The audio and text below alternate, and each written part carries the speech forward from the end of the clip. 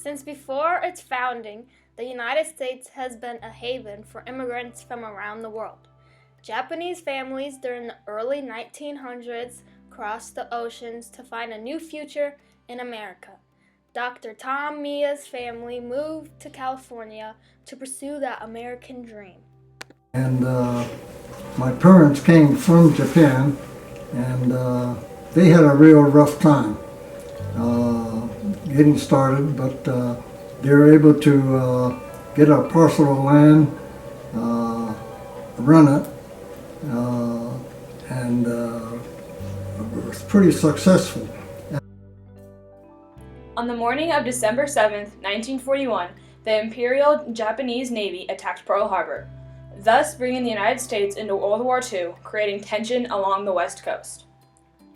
2 months and 12 days after Pearl Harbor, on February 19, 1942, FDR signed and passed Executive Order 9066.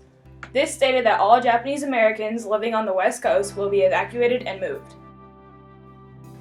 In March of 1942, the evacuation of Japanese Americans along the West Coast began. There were 10 permanent internment camps spread out across Colorado, Arizona, Wyoming, Arkansas, California, Idaho, and Utah. Men and women who had Japanese background were taken out of college to be sent to these camps. We lost a lot of privacy when we moved into the camp, and places were really crowded, just one room, about 20 by 20. There were 6 of us in there. There were 6, 7, 8 with my parents. There was no running water in there, so anytime you wanted water, you had to go out to get it. Or if you wanted to go to the bathroom, you had to go to where the communal bathroom was. So the sense of family togetherness was really lost. When the Nisei were put into internment camps, their education was interrupted. Only a few universities across the country would allow Nisei students to attend. UNL was one of these schools. When the Nisei came to UNL, they were shocked to be treated well after facing discrimination in the West. Being accepted had a positive impact on these students. Kappa Phi brought happiness to my college life when the whole world seemed to have turned against me, said one Nisei UNL graduate. UNL also helped Nisei students to prepare for their future. Many Nisei went on to have good careers such as engineers or physicians. Dr. K. George Hachia said, "The good Nebraska experience helped erase the bad memories of the relocation and direct me toward the future."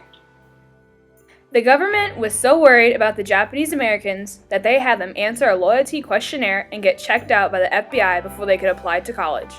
Japanese Americans were considered enemies, even though most of them were American citizens. Despite the fact that many colleges rejected the Nisei because of their military programs, UNL welcomed the Nisei into their ROTC program. Before they even had the chance to graduate, many of them were sent off to boot camps for training. 1 out of 5 Nisei men from UNL went into some section of military intelligence. Dr. Tom Mia was one of these men. It's kind of funny how things work out.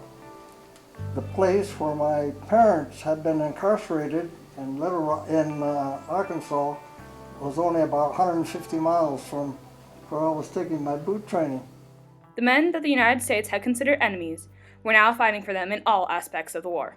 From intelligence to the front lines, over 300,000 Japanese Americans were fighting on America's side.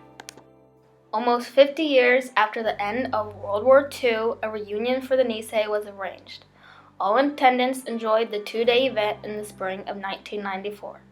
30 of the 104 Nisei students were present.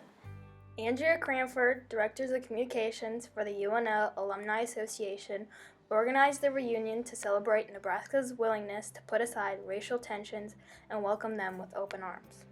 We asked for their thoughts about their days in NU, and some of them are just extremely moving. They felt very, very fortunate to be here. Marie Yamashita Snell, class of 1946, said, "I hope you understand when I say that this event brought closure to the painful experience of evacuation, and thank you from the bottom of my heart." After the reunion was over, the Alumni Association announced that a memorial would be constructed to honor the wartime era Nisei.